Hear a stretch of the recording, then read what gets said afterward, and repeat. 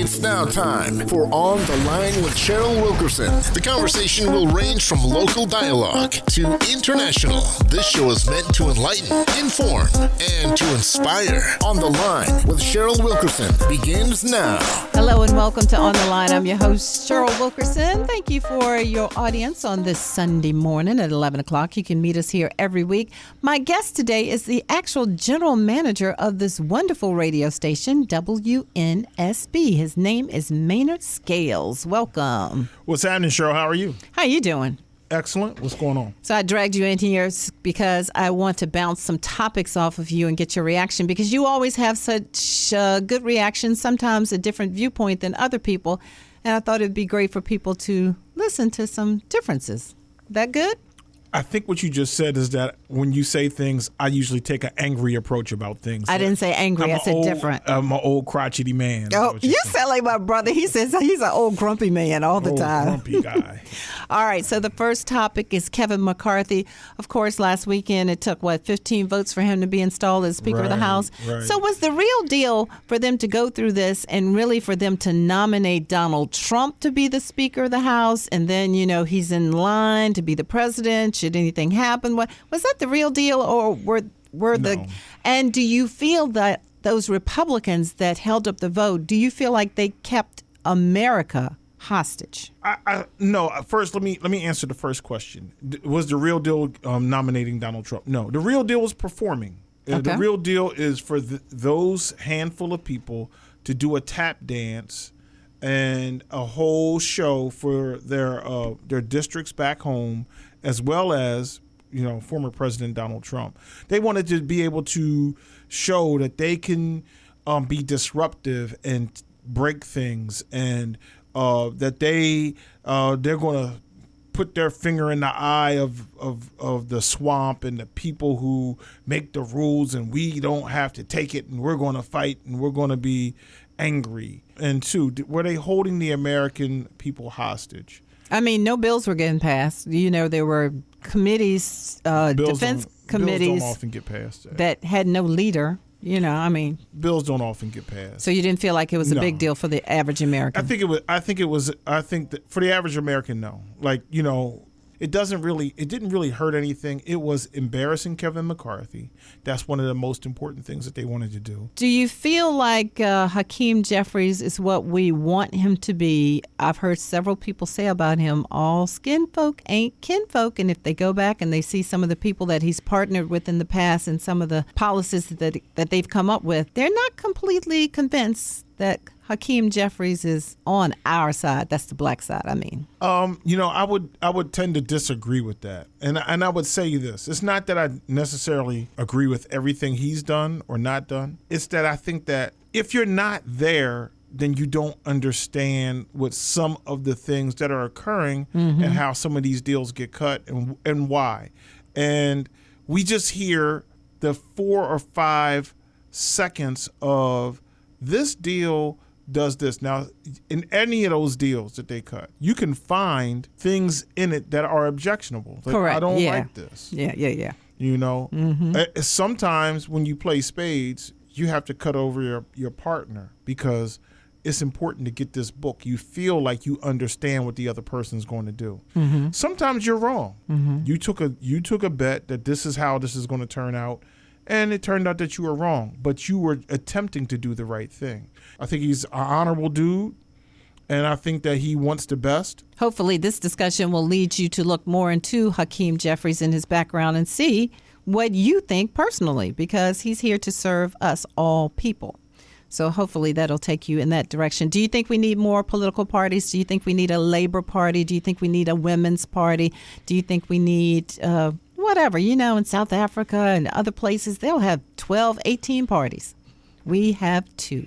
Some people say we have 1, the money party. Let me say this. No, I think we need to have more engagement in the parties from other voices. I think a lot of people, a lot of African American people, a lot of maybe Hispanic people, or a lot of maybe women people, a lot of maybe gay people don't show up. And that's not to say that we don't have wonderful black, gay, Puerto Rican women, what have you, who are participating. But we need to continue and increase tenfold our commitment and participation. Otherwise, we are ceding our power to the status quo. All right, well, I am changing topics on you right now. Damar Hamlin, the whole world now knows his name, correct? I was wondering how you think about guaranteed contracts in the NFL. We know we have them with Major League Baseball. I think we even have them with hockey. We have them with the NBA, but not so much with football. And then people always go to race in football, and why don't we have these guaranteed contracts? Deshaun Watson, when he got that guaranteed money, people almost lost their minds because he got so much in guaranteed money. What are you thinking about that? Do you think that the owners now will change their ways or no? I don't think that the owners would change their ways. I think, and they went out of their way to pat themselves on the back, but to say that we are going to give him his contract. Yes. Except that they were talking about paying him through the end of the year or the end of the season, which there was only one additional game left. A. And B, if there are playoff games that he won't play in, that they can still pay him for, it's not as if we're talking about a full season. We're talking about a handful of games. I don't want to poo-poo the idea that the NFL may have stood up to do something that seems like, looks like, feels like it's right. But at the same time, I feel like it was an easy thing to do. It was an easy thing to do. It wasn't like this was game 3 and they were going to pay him through game 17. This was game 16 and they're going to pay him game 17 and maybe 1 or 2 other games if the playoffs continue. So what people don't realize, or maybe some people don't realize, is that their medical, I don't think that's paid for. They have no insurance in the rookie year. The owners have it set up sweet. I'm telling you, it's sweet. In the NFL, it used to be considered a charity. How in the world can the NFL be considered a charity? Well, they changed that a few years ago. But still, if you look at the numbers, the owners are really running things. And, you know, it's going to be interesting to see. Washington had a few bad calls against it a couple of weeks ago.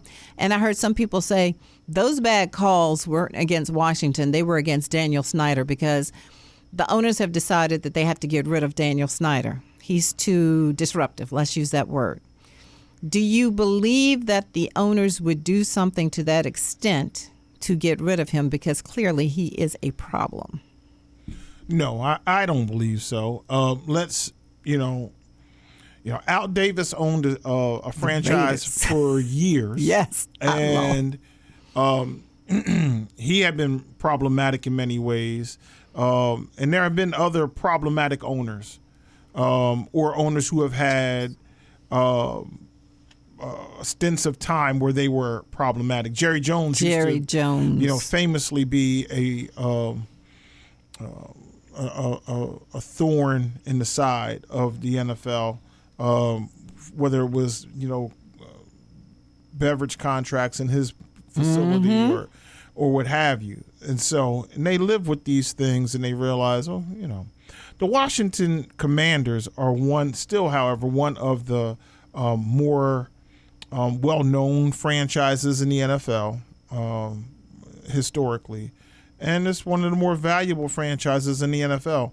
And somebody, if they wanted to really get rid of them, they would go into their billionaire pockets and buy them out. And they're not going to do that. So, were you surprised Lovie Smith was fired this week? No.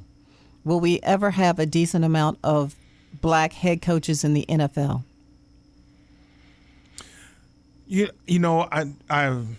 I don't know the answer to that. I think that we have a handful of talented coaches.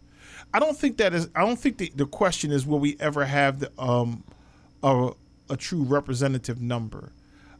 I think the question should be, will black coaches ever have the luxury of being as mediocre as some of their white counterparts? There have been coaches who are white coaches who can go 4, 5, 6 seasons without winning, and it's okay. Jeff Saturday, people lost their minds when he was hired this season. Yeah. No NFL experience. Well, no coaching experience at the NFL, right? When I think of this, I'm really thinking of like coaches like Marty Morningwig, who was with and Steve Mariucci, and Matt Millen, everything that was going on at that Detroit Lions franchise for a bunch of years, where they just let bad coaching and poor performance live while black coaches at other teams were having better seasons and facing greater scrutiny. Here's the thing, and it's really interesting. You know, if you get arrested in Norfolk, Okay. and they treat you this way, we often get upset that somebody got arrested in Macon County, Georgia, and they got some different treatment. We have to recognize that they are different counties, or different places. And so these football teams are individual small companies that operate inside of this special club called the NFL.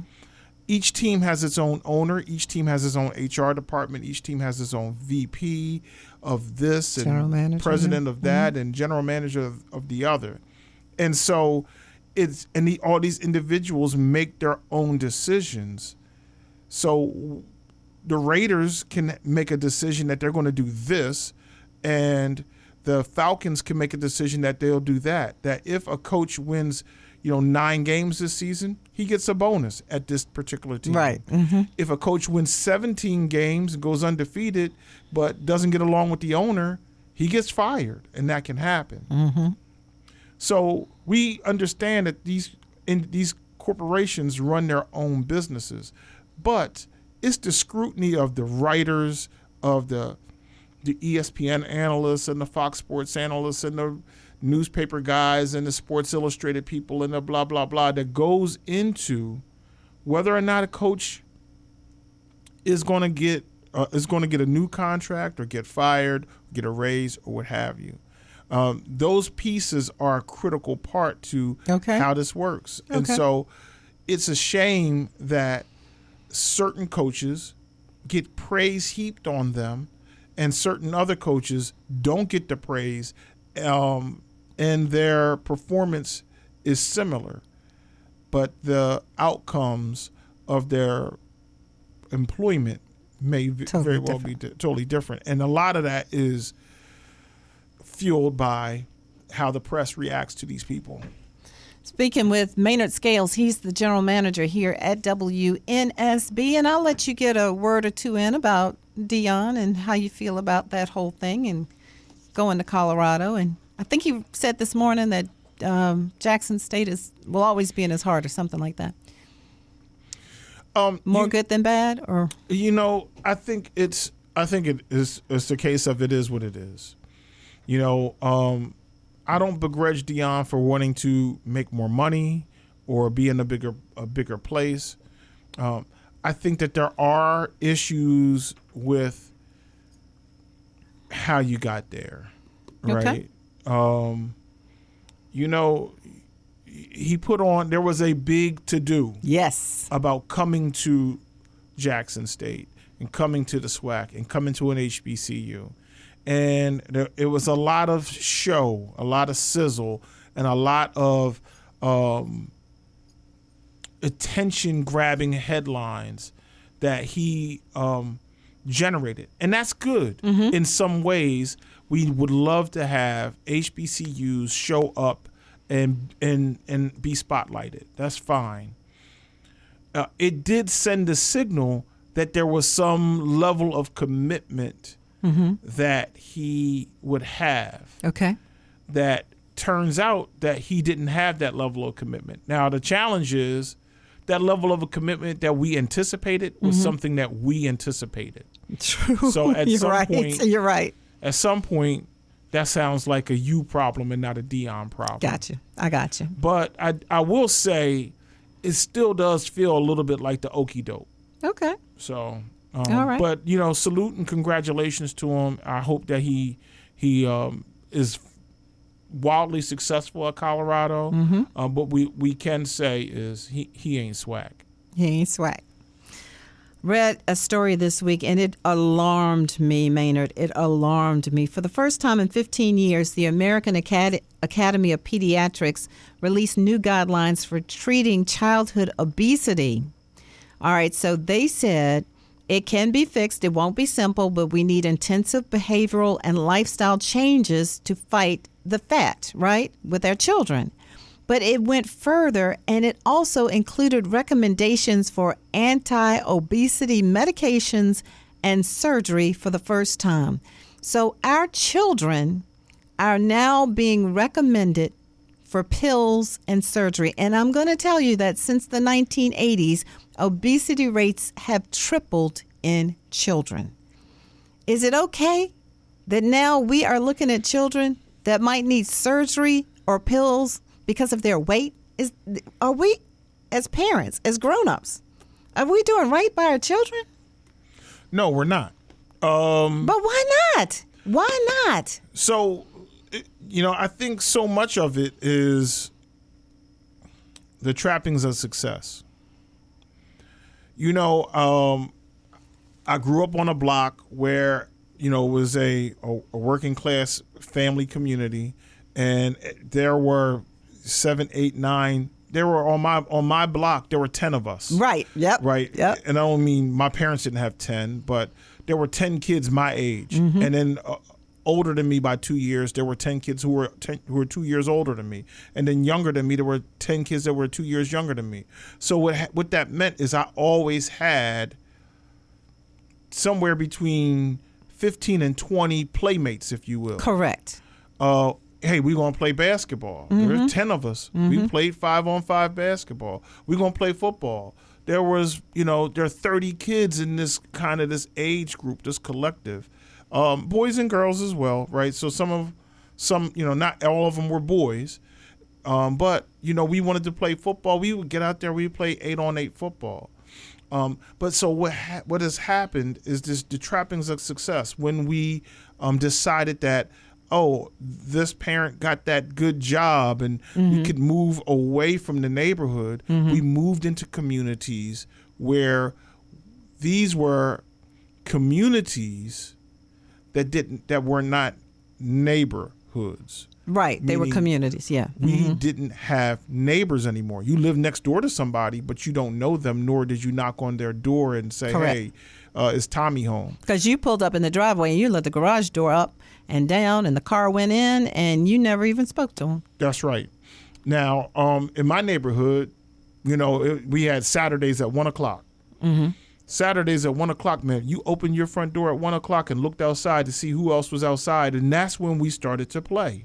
That's when we went up and down the street. We rode our bikes. We went to the little corner store. We went around the rec center. We were all from a common place, if you will. But then when we got those good jobs, when we moved to these other communities, when we got out there, we didn't know our neighbors. They had to, in fact, build things into these new neighborhoods to try to make us neighborly. Like they built pools in the neighborhood. They made these cul-de-sacs that made you kind of have to, find your way through. They have little recreation centers kind of built into the neighborhood. But the kids and the. But what about the diet? Well, we'll get there, because the diet, particularly for kids, almost. I'm not a doctor. Let me just state right. that. Neither am I. Yeah. But they almost shouldn't matter. Because if your kid is playing baseball and running in the street with the other kids and, swimming and riding their bike and then going up and playing the basketball games and the football games with the other kids and just being active, we already know that kids at a certain age, your metabolism is high. I couldn't gain 5 pounds when I was 15, 16 years of age. But I think we got to put the diet component in there because, like you said, when that metabolism slows down, we have to know how to take care of our bodies, whether we're 16, 22, whatever. We got to know. I would hope that the diets can get corrected. But I do remember being able to eat some potato chips and candy and having a sandwich. And I think those formulas have changed. Well, we were able to do a lot of things. But provided that we were also able to burn off those things, it wasn't that detrimental. I don't advocate that you sit around and drink a 3-liter soda and eat Big Macs all day. I certainly hope that people have balanced diets and that they watch their calorie, cholesterol, sodium, and sugar intake, and any other harmful things. But I think the main thing is, can we get our children back to going outdoors and participating in organic play with other children? What we've gotten ourselves into is that if we don't have our kids enrolled in a travel baseball team or AAU this or some other, whatever it may be, the kids don't learn how to go out and just do it for themselves and then just do it for themselves. And they would rather therefore having fun. You're making lifelong friendships. Right. It's just a different vibe. All right, let's change now. Earlier this week, the Golden Globes were awarded. Now, I know you're not big on award shows, but I just want to run this past you. Gerard Carmichael was the host. He immediately tackled the elephant in the room at the start of the show. It was back on NBC for the first time in 2 years. And he says, I'll tell you why I'm here. I'm here because I'm black. I'll tell you what's been going on. This show, the Golden Globes Awards, did not air last year because the Hollywood Foreign Press Association, which I won't say was a racist organization, but they didn't have a single black member until George Floyd died. So do with that information what you will. I'll tell you how I got here. And he goes on to say he was in this moral dilemma about, do I do this or not? Because I feel like I'm being used because I'm black, but maybe I can do some good. So he goes to his homegirl, Avery, and he tells her, they want me to host the Golden Globes. And she says, oh, I'm so proud of you. And she goes on, she says, well, how much are they paying you? He says, well, it's not about the money. It's about the moral question. She said, how much are they paying you? $500,000. Boy, if you don't put on a good suit and take them white people money. And so is that our mentality, the money mentality? Is that where we are today? Did you see the show by any chance? You probably did not watch the show, but I did watch a piece of Gerard Carmichael's monologue, and I did see the part where he said, hey, I'm here because I'm black, and that the person who was producing and directing, a black producer, reached out to him and asked him to do it. And $500,000 is a bag. Stephen Hill, who was once with BET. $500,000 is a bag. And here's the beauty. It's not about doing it for the money, even though that's a lot of money. Right. But he was able to bring light to a circumstance or a situation and get the money. So he did both. Okay. He got the money. Win-win. And he was able to, speak his mind. And I think the minds of so many African Americans and other marginalized populations that this is where we are in this scenario. But is it going to change next year or in the next 10 years? Probably not. But here's the thing. And then we had so many black winners, Angela Bassett and Quinta Brunson and Zendaya. Yeah. And Tyler James, Williams, etc. Here's the thing. We shouldn't worry about whether or not it's going to change. Okay. Proximity to whiteness is not acceptance. Correct. Proximity to whiteness, the aid, comfort, and entertainment of the white world will never result in acceptance of the black form. So why do we keep trying to get that acceptance? Well, I think we can understand that that being awarded something and acceptance aren't the same thing. Okay. That doesn't mean that Jesse Owens didn't kick them boys' butt when he won. He was awarded the gold medal because he earned it. Correct. Angela Bassett earned. Quinta Brunson earned. So and so they earned. Whether someone accepts you is immaterial. It doesn't. It should not matter. It did not matter to Jesse Owens that Hitler was displeased that an African American won. He said, "I won." Just end the sentence correctly. Yeah. An African American won. Whether Hitler likes it or not is not up. That doesn't matter. But there are some that will say, if you don't accept me, then you won't have me in certain positions where I can do the most good for humanity, for myself, for your organization. You don't accept me, so you don't even look at me in that light. Because think about it. They're first for black people every day. The first one to do this, the first one to do that. There have been qualified people in the past, but they weren't ever given the opportunity. They weren't accepted. Yeah, that sounds like a you problem. You problem. meaning you said, if you don't accept me, that is whoever that you is that you're talking, that's their problem. I'm going to. But in the meantime, I can be the greatest neurologist in the world, but you don't accept me. That's fine. I'm gonna shine them. Listen, once we realize that blackness is our superpower, it is, most definitely. We're gonna shine.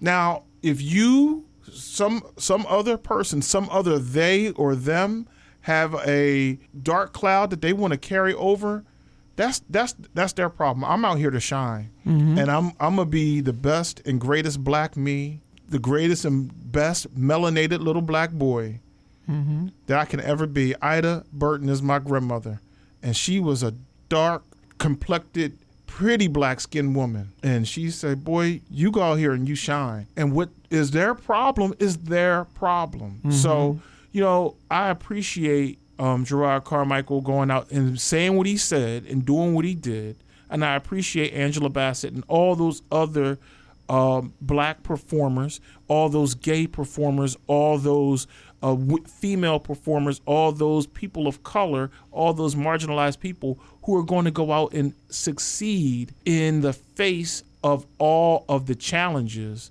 You win for winning, not for being accepted. Win because you're great, and let the rest be everyone else's problem. Shamar Moore said he's going to be a daddy. He's 52 years old. He said the other day he's going to be a daddy. Congratulations. That's what you have to say? Is he married? Okay, because Keke Palmer said the same thing. And I saw you, and you almost went ballistic. Congratulations to them both. And are they married to their partners? Neither. This is not the way. This is not the way. You're saying something so very unpopular because now we just accept anything. Okay. And we have 6-year-old kids who are shooting people in schools. We have children who are maladjusted for a world that is going to continue to challenge them. Things happen. People get pregnant. We understand. I can't even accept that because when you drop your drawers, you know what's going to happen. What can happen? Well, let me finish. We understand that, these things can happen. There are going to be circumstances where some people are going to make decisions that will result in pregnancy. We understand that. Or result in this, that, or a third thing. The circumstances just may be how life is lived for those people because their choices are limited. We get that. But when you have the luxury of all the choices, when you have at your disposal all of the information, when you have at your disposal all of the financial tools to deal with whatever life kind of may throw at you, and you continue to choose in this way, slightly less wise, if you will. I don't want to say that people are making dumb decisions, but if you're not making it's not the best decision for the child. If you're not making the most shrewd decisions, then you have to recognize that you're going to get some outcomes that you're probably more than likely going to be dissatisfied with. Nick Cannon will make me lose my ever-loving mind because while you want to go out here and have 12 children, how do you not take care of them, but how do you take care of them in the manner of this one has a school play and this one has a soccer game and this one is, and they're all spread out, and these children want their parents there to see them. Their parents want them to tuck them in at night. And you just think that you can just go out here and make babies and there are no consequences. And I have no patience for that. Well, I agree. I've said this when I was, on a part of the morning show. And I say this to people I meet on a regular basis. First of all, the most important thing that any young woman can give their child is a phenomenal father who loves them and is in the home. That's most important. Any father, the most important thing that they can give is their child their last name and their leadership and guidance. Those are the most important things, as well as their love, obviously. And then what we have to do is learn that, as a father, even if you are married to this woman and you have 3 children or 4 children, you can't be everywhere at once. That's going to happen. But if you can be the leader in your home, and you can make and you can demonstrate what it is to be a person who stands upright and has respect in his and her community, then you're doing all the right things. But if this relationship is broken, if this relationship is something of ridicule on television and in the newspapers, and if you're living in a fashion where your children's upbringing, your relationship with your significant other is somehow publicized on a regular basis, you're failing your child. And I called out Nick Cannon, but I should call out the women as well, because it's the women's bodies. Okay? Mm-hmm. All right. So, Maynard Scales, thank you for joining me. Thank you. I appreciate it. It's good to get back in here with you. Call me anytime. Maynard Scales is the general manager here at WNSB. He always has thoughts, and he, like I said, sometimes he comes from a different viewpoint than everybody else, so it's always good to hear that. I can't speak, so maybe it's time for us to end this show, okay? We're High 91 with Solar VA. Thank you for having me on the line today, Cheryl. You are welcome. Cheryl Wilkerson, talk to you next week. Behold the green and gold.